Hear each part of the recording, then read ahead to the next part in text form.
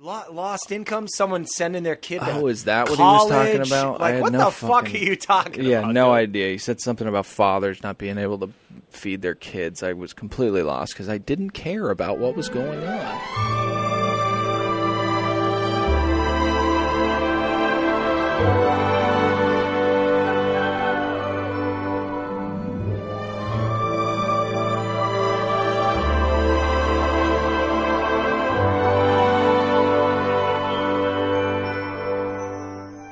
Oh, well, hey there, hello. Welcome to another brand spanking new episode of another Bachelor podcast. 2 weeks, 2 episodes in a row. I've done that little jingle there. Still don't know why I'm doing it. Hi, I'm Dylan. Sitting next to one Nick Davis. What's going on, everybody? Patrick is behind the glass. He's the producer of this podcast. Yes, I am, and I have to tell you, I am not going to be participating in 2 episodes of watching this fucking show in the same week. So next week, it better not be 2 episodes. Well, it will be 2 episodes, so that's going to present a Who huge came up problem. with this horrible concept? Let's do this off mic, of course. How about that? He says nothing. This is bullshit. I'm fucking 2 episodes of this fucking bullshit. It's a Stop. Why do you curse so much right out of the gate? God damn it. I'm gonna, Take a It's chill harsh. pill, It's Patrick. harsh for the listeners. We're like comfort food for them, and then you yell. Understood. Yeah. I know Sally's listening to us at work in her cubicle, and she's got to turn it down because I say Sally, fuck so who much. are you talking about? She's a fan. What I'm trying to say is, Sally. hey, I'm speaking to our fans. Fans, you too are sick of Monday and Tuesdays. It's fun when it's on a Monday, and you look forward to it when you double up on this, especially with this filler. I think everybody agrees with you. Get the apologies out of the way right now. We're not going to go super in-depth into this whole Demario debacle. We've provided you guys with all the insight that we've had, which is more detailed than what went on tonight on this terrible hodgepodge of a fucking reality show. We have commentary from the cast who says the same thing we've all heard. Nothing really happened. Then we've got this awful ultrasound thing. Nobody cares about these 2 mediocre-looking people bringing another mediocre-looking human being into the world. And then we've got more Demario, which nobody needs. But I don't know. That's just my opinion. What say you? I agree with basically everything that just came out of your mouth right now. Same. Should we just get right into this? Chris Harrison asks very vague, broad, some could say stupid questions. And Demario gives stupid answers in return. But, there were some poignant moments. He cried. Yes, he cried a lot. All right, so here's my major issue with this. So they had a big trailer on this last week, which I was like, oh, maybe we'll get the real story of what happened, like, detailed. And instead, as you said, it's very vague. He tells us nothing new. Nothing They new. brush over the entire supposed sexual assault in the pool. What he says, and I quote, is, we started making out in the first hour, and yeah, we got turned up. And then he says that's the pool, and Nobody then we got needs out of to watch there, this. and the next day we're eating food and joking around. What I want more insight on is surrounds this third party. The third party, I think she has a name, but for our purposes right now, she will remain unnamed. This woman needs to be dragged by her heels. We said her name at one point in another episode. I don't. Well, let's dig it up. But she does need to be dragged by her heels and shamed. Mm-hmm. Yeah, Demario said he lost all his whistles, but we found some whistleblowers. Pat, that was a very disingenuous laugh. Can I say this? Another of my biggest pet peeves is Corinne really in the media during all these allegations, those like week and a half of what was going on. She really threw him under the bus by calling herself a victim. Horrible person. On tonight's episode, what play was he trying to make by not dishing it back to No her? idea. I don't think he's a bad guy. I don't think He was being Michelle Obama. I love how He's taking the high road when she's taking the low road. He held it together until he got to the Michelle Obama quote, and then he broke down. But he did say, I feel like she had it worse than me because she was slut-shamed. Demario, no, that's not right. No. That's not right. I don't think he's a bad guy. He did say at one point... I think he's just dumb.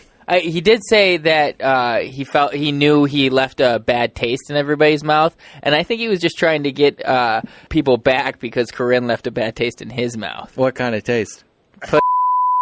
Right. All right. Although I do want to say this because DeMario was actually setting himself up here for maybe some future television work or something because he I don't didn't think so. Well, he didn't throw her under the bus. Had he gone in there and said, "I was so devastated when she was calling herself a victim," I think you're giving him too much credit, buddy. Really? Yeah, I don't think he's all there. We found out tonight that he's a mentor for children, which is scary. I feel terrible for those kids. One thing I thought, and this is why I thought he was being a politician, is he said, look what happened to me. Look what happened to Corinne.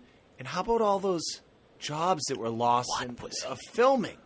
Lost income, someone sending their kid to Oh, is that college? what he was talking about? Like, what the fuck are you talking about? Yeah, no dude? idea. He said something about fathers not being able to feed their kids. I was completely lost because I didn't care about what was going on. Now, we watched this episode together, and I think what Nick had said at the end of this horrible segment was basically this whole thing for having DeMario on here was basically saying, please don't sue us, DeMario. Mm-hmm. And I agree 100% with Nick. Nothing's more valuable to him than an hour of his face on television. Right. He loves the limelight, and He's putting it back in the holster. What a win for those suits at ABC. Mm-hmm. DeMario should sue. Mm-hmm. Sue the fuck out of at least Corinne. Contract may prevent him from suing ABC. Can we get to the beach? Please do. This episode is not really that great. We've got this terrible thing, and then the show pretty much focuses on the snoozers of the cast. I call this one Lacey's demise. We've got Lacey, we've got Diggy, we've got Danielle, all boring people. Boring people. I don't want to come off like a shallow piece of shit, but call a spade a spade. Way far too gone. Am I not interested in this episode because Lacey is so fucking homely that I don't care about her storyline? If this was happening to D'Lo or that Dominique, who I think is hot, like, would I be more interested in this episode? I was bored. Did you say that you didn't want to come across as a scumbag? What did you say? Yeah. Shallow piece of shit. Great job. I said last week that I was sad that we'd never see Iggy again.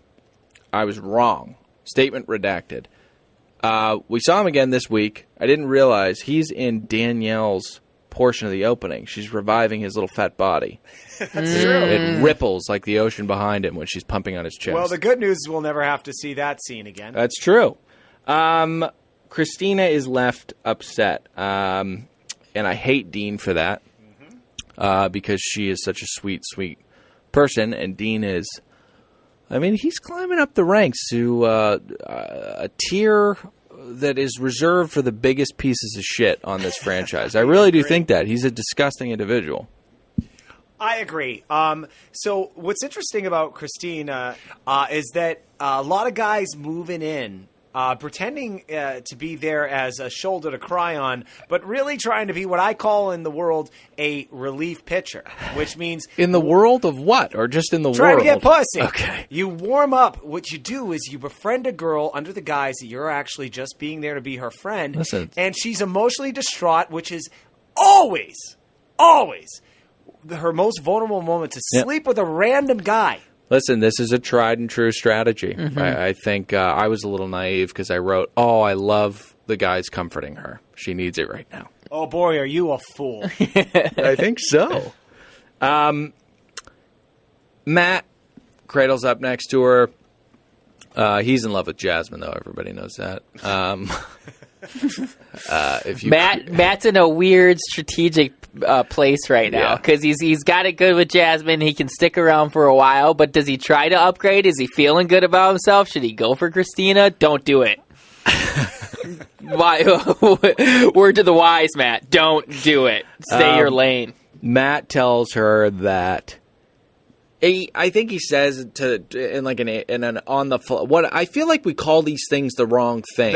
We do. We call them the wrong thing, but let's just keep Why? going. And OTF, I don't know. They're called something else. But What are they called? I don't know. We're not going to figure it out right now. He says that Dean and Christina are a good fit because of the trauma that they both suffered in their past, which, again, I have to say, feeding on lipstick, not dirt biking as often as you'd like to.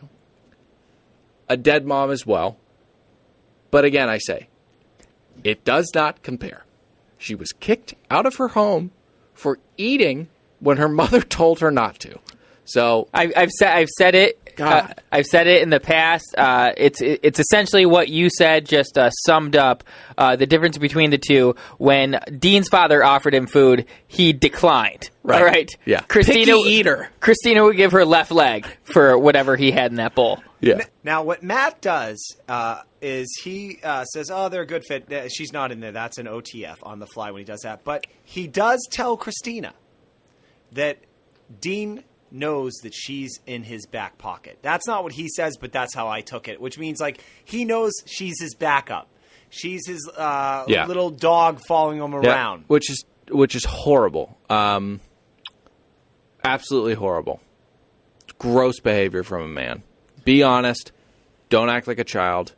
Dean, he's not even that attractive to me anymore. He's got a big fucking nasty head. I don't like his teeth. All women are into it, but he's getting a little too comfy and his style's getting out of control. Yeah. You check his IG for some douchey Can I throw Such some a attires. fuck boy. Here's my other thing I was thinking. Like, when I thought Paradise, and I'm like, who are they going to cast? Who are going to be the guys on the show that all the ladies are chasing?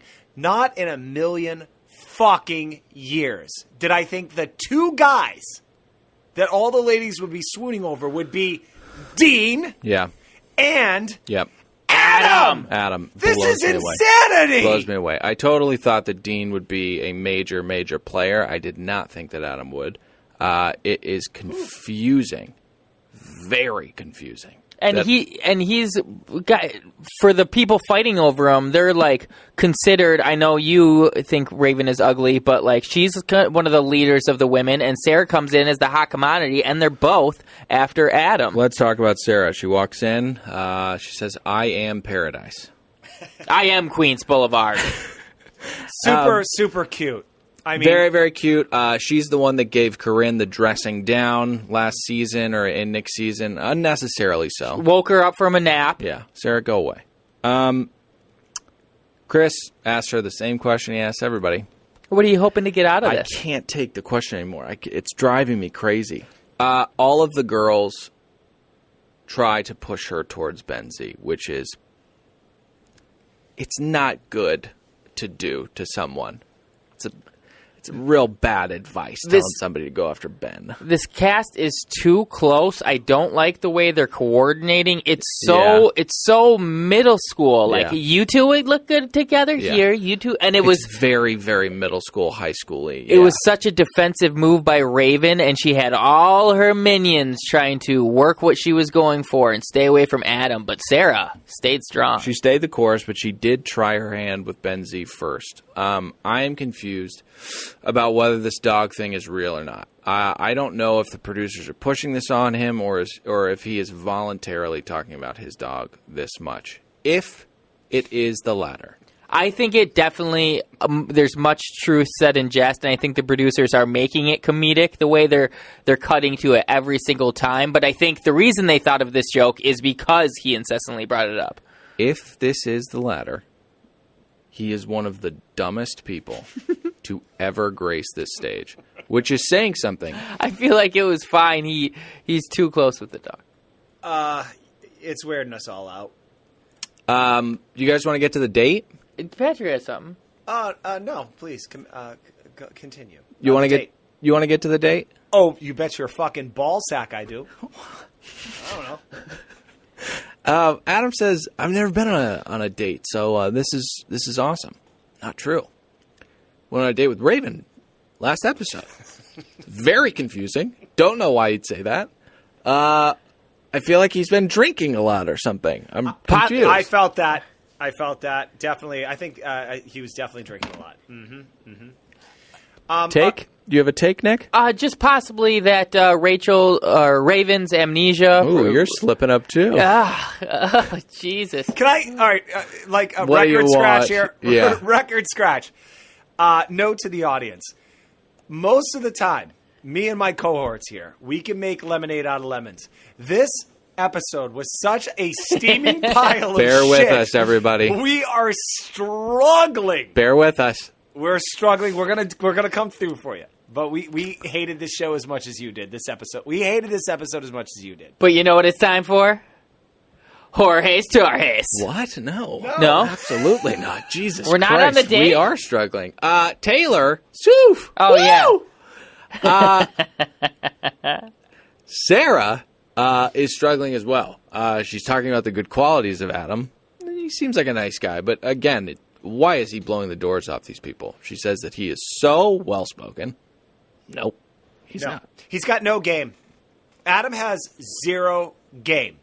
But his ego is a little inflated right now. He's talking in these grandiose terms about himself and the situation that he's in. I've got Sarah over here. I've got Raven over here. Please stop, Adam. That's a dude for you. Please cut it out. You are not a pimp. Dude, I've once known a guy that was homeless for a little while. He smelled like poop. He actually met a girl that was like less homeless than him, hooked up with her. Next thing you know, he's sitting at the bar. He was a good-looking, young, homeless-looking dude. He's got another girl that walks over. You would have thought this guy was worth $1 million fucking dollars. All he did, he had two girls talking to him. He was a fucking millionaire for, all people watching. Well, millionaires don't really smell of feces. It is crazy because, like, that Adam is the hottest commodity here. Because, I mean, just imagine if Peter was here, say. Oh, my God. He would be cleaning up in paradise. There would be no... every girl would just break protocol and give him their rose. Yeah, but the problem with Peter is he would not be committal.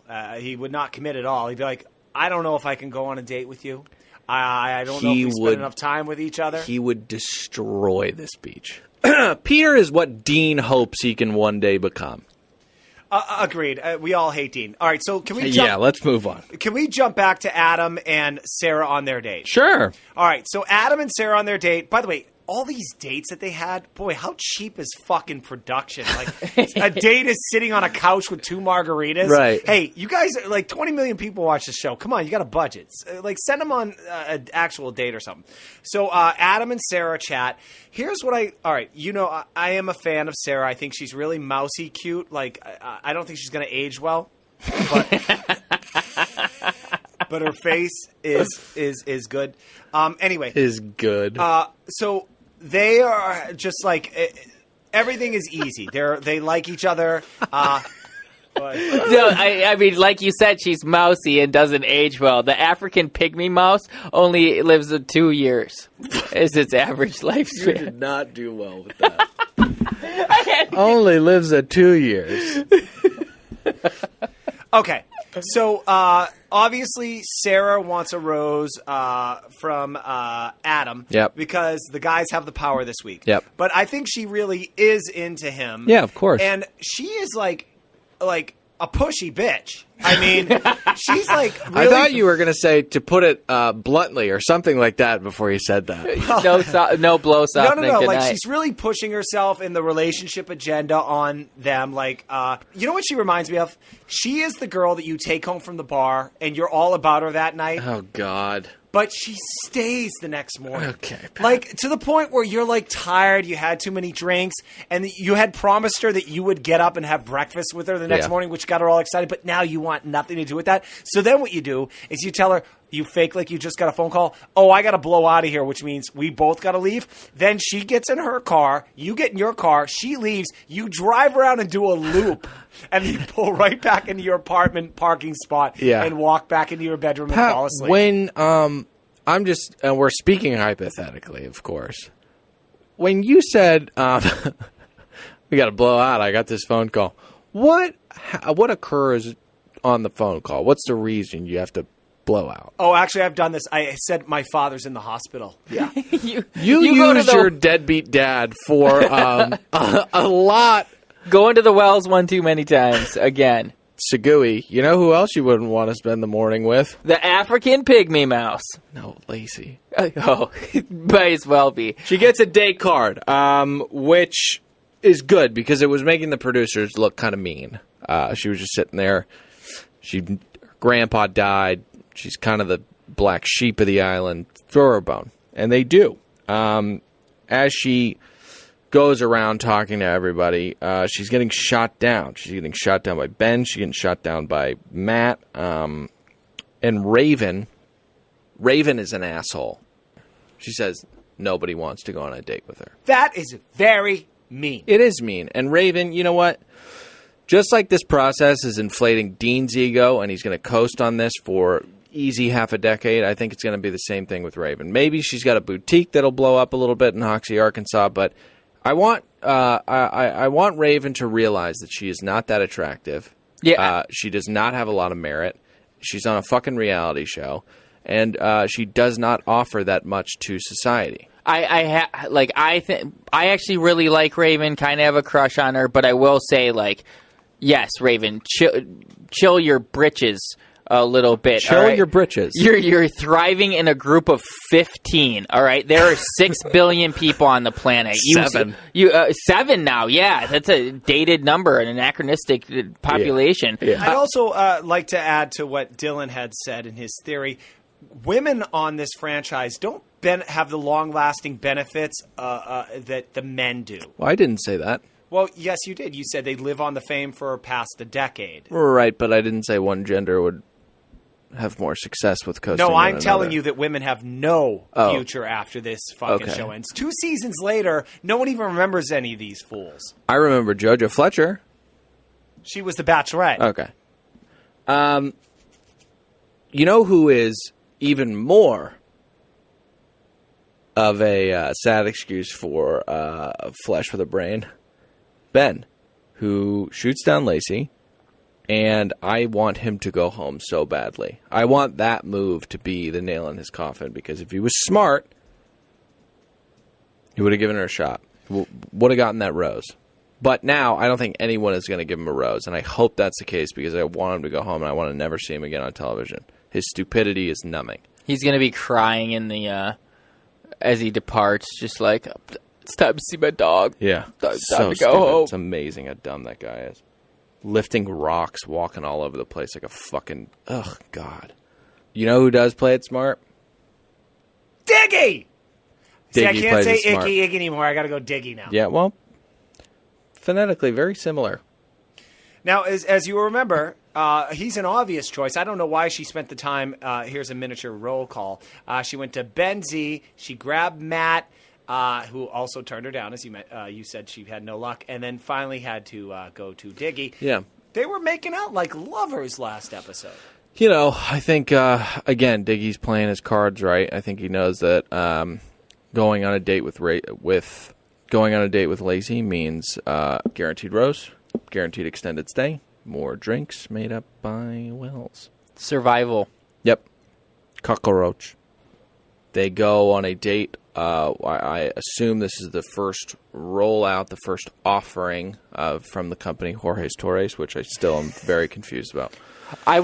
We've given a lot of shit to me in particular, like ABC. We've been very critical of the network. I will say this is a classy move. The amount of publicity they're giving to Jorge's Torres. A beautiful send off, episode 1, and he's still getting a little time in there. Can you imagine getting the brochure for this fucking Jorge Torre and like you It'd be handwritten. Yeah, on a Post-it note, and it'd be like it'd say do the impression. Just do it. Over here is where my papa and my madre made love. My father came all up in her, and now this is where I was born. And now you are sitting right in the very spot where my father dropped semen. Terrible impression. Sorry. Terrible. I'll tell you what. ABC is very good to Jorge, but I would say that they did him a little dirty, leaving a certain clip in. But it did provide a little bit of clarity, gave the company of Jorge Stories a log line, a mantra, so to speak, and that is places you're not going to find anyone else. Yeah, great date. They sit there, they kiss. It's all for naught because Diggy will eventually get with that person, Dominique, who we will be discussing shortly. Jorge stuck around a little long right before their kiss, and I don't know if he was being funny or I think he actually might have thought he sticks around. We get a little freaky going down. Yeah. Like not she is very desperate. Not necessarily. I don't know what he was thinking. He could be like me and Diggy, me and Lacey. Diggy watched all three of us. Nick, I've been that guy, thinking I'm going to get laid with the guy and the girl. They've been on 3 dates and they've. I bet you have been that guy. No, I've never been I bet successful. you have been that guy. No, I know. He's saying he has been that guy. I've been that guy. Can we talk about Danielle, who doesn't think that her person is here? I really like her. I think she's a sweet girl. She looks like a flight attendant. She's boring. She's very, very boring. She has to go work in Africa. Kenya, which is, I mean, fair. Go do angelic things. What are you doing here? It's a waste of a good soul. Mm-hmm. Thank God. Good riddance. You're no fun. All right. So can you find a partner there? Here is one of my major pet peeves with this Bravo. show at this point. My major pet peeve in this episode is it was D'Lo Light. It was Christina Light. Like, all the interesting people. All the All-Stars. All the All-Stars were Alexis. like, it was a bye week. Yeah, it What was. the fuck are you doing to us, Listen, Bachelor? I'm treading water here. We're almost done. I don't think we've said anything funny tonight. The Bachelor is on a shoestring budget with this shutdown, flying everybody back, a shortened timeline. They are trying to squeeze lemonade out of... What? Hey, I'm the idiot, the buffoon on this show that doesn't know how to speak English. I'm struggling, man. I don't know. Can we get to Dominique? She comes down on the beach, and I will be honest, I had no fucking idea who she was. I'm usually pretty good with these people. I had zero idea who the fuck she was until Piece of ass. we had a conversation off mic, of course. Nick and Pat, my cohorts, reminded me who she was. And that is when I realized, yes, I do not like this person at all. She sucked. She did not have a good showing. She cried during the track and field event. It should have been a fun day out, and you got to go get all melodramatic. Yeah, she was just pouty, was pissed off that Nick didn't find her attractive. Sorry. Yeah, you have honestly, tiny teeth and a gross personality. I almost felt with her, though, she should have stayed longer on Nick's season. Jasmine What's the stayed point? longer than her. Well, if we're going to compare black to black. why? What? Well, I specifically... Okay. Diggy picks Dominique, or rather Dominique picks Diggy. Another person with tiny teeth. Very yucky smile. It's very distracting. I don't know if you guys agree with me. I said it numerous times. I feel like just to myself while I was watching the show. I hate his smile. Oh, we could hear you saying that. You were saying that aloud. Lacey's very upset with everybody, and I'm with her. You know, nobody cares about her. She's not sensual enough. She's not, fun enough to be here. She laid it out there while blubbering, of course, but she came back from a date. 11 minutes later, Dom comes out, and everybody's like, you should date Diggy. Yeah. He's single. It does suck. I don't think anybody's interested in him. I get that she's pissed off at Taylor, but honestly, what she did was not that bad. I mean, she just told her friend who she thought that she should date. Yeah, although, Dill, these retards all they have to do all day is talk to one another and drink. So they kind of already know, they can feel out, like, Taylor definitely did this knowing Lacey is an emotional I don't think idiot. Don't think dead Taylor. Woman walking. Yeah, exactly. Let's go ahead and the mark of death. Yeah, let's euthanize her tenure here on this island. Before She should have went out with some dignity like Danielle. Yeah, exactly. Leave, say you're going to work in Serbia. Yeah. You may adopt a child. Yemen. Who knows? Yemen. It's a good one. Hot. Taylor sits her down. Taylor meets her tears with, Yeah, that was the yeah. that was the least emotional comforting I've seen in quite some time. I want to say our little Taylor, who we have had in this studio. Friend of the show. Friend of the show. I want to say in her OTF, she did this behind Lacey's back. She basically said, "This is fucking paradise. You know what you're signing up for." Yeah. Taylor's, don't want to speak ill of friends of the show, but I will say... Cold-hearted bitch. Okay, you said it for me. Danielle leaves, and her and Wells have a wonderful kiss. And I mean it. I really mean it. Wonderful kiss. Wasn't a bad-looking kiss. We've had some terrible, terrible kisses on this show. And it was refreshing to see two people who can functionally put their lips together. Can I say why Wells is a narcissistic asshole? Did you catch the line he said before he embraced her and stuck his tongue down her throat? Did not. He says Danielle deserves a romantic experience. Oh, and you're the one to provide it, Addie? I like asshole? that take. I like that take, Pat. Mm-hmm. As Benjamin Franklin once said, "Wells done is better than Wells said." I was just gonna say that. That's it. I'm sorry that you had to listen to this. Wow.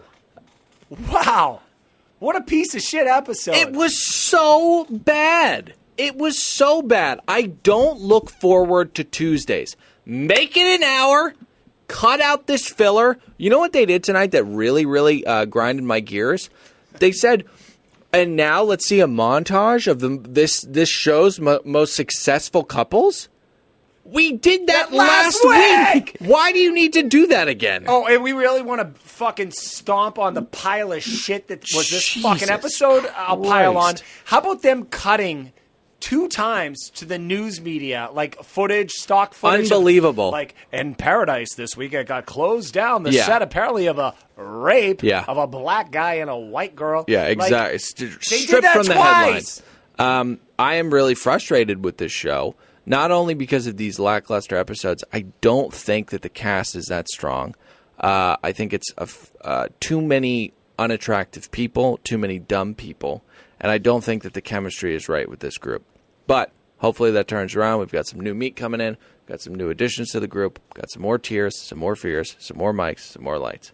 We need to go. But before we do, All's wells that ends wells. I was at work today in the call screening room. I hear these feet coming running down the hall. Nick busts open the door. Nick Vial, Vanessa Grimaldi, done. Let's hit a little bit of PMZ. All right, everybody. All right, turns out Bachelor star 36, Nick, and his fiancée, Vanessa Giraldi, have ended their engagement after 5 months after the proposal aired on ABC. Here's their, would you like to, they always got to do a statement now. Nope, don't care about the statement. No, you got to hear the statement. I want to hear the statement, Pat. It's, by the way, it's insinuated that both these retards composed this together. You are real heavy on the R word tonight. Oh. I'd like you to reel it in. I'm going to. Let me do this. So apparently it's supposed to insinuate that both these Look at how stupid challenging monsters this is for 'em. composed this statement together. Here we are. And I quote, It's with a great amount of heartbreak for the both of us that we have decided to end our engagement. The couple, last pictured together on Instagram on August 15, said the statement obtained by People, "We gave this relationship all, and we are saddened that we did not get a fairy tale ending that we'd hoped." Really? So I ask you now, did we, Nick, did we need to hear that? This is what they're saying. Let him answer. Did we need to hear that? I actually think I don't know. It's just very interesting that these two people think they have to put this out. Maybe just fucking end your relationship like two regular people, you pieces of And shit. talk shit on one another. His breath smelled. Fans of this show may remember Pat launched us into the conversation of how long these two were going to last. We had a range of predictions. I was an optimist. You, sir, Patrick, were a pessimist. Nick split it right down the middle. None of us thought these two were going to last. None of us did. But who guessed the correct amount of time? Should we hit us with a clip? That was prevalent throughout the end of the season, but yet 3 months later, he still has a lot of questions remain. A lot of questions. And they've been having a lot of struggles. All right, so, gentlemen, I think this is the point where I would like to wager a bet. I don't think Nick and Vanessa... What are we talking, 87 to 29? No. 54 to 33? Give us your odds, Patrick. Well, I say straight up. I say we do a $5 each bet, and we guess on how many months they last. Okay. So I'm going to time this out. I think Rachel's season as Bachelorette starts in May. I think Nick really wants to make that party for all the press, so he'll stick with Vanessa until 1 month past that debut. So I'm going to say June. So we are in March, so that leaves us April, May, June. I give them 3 months, $5 on that. Okay. Nick, what do you do? That's pretty close.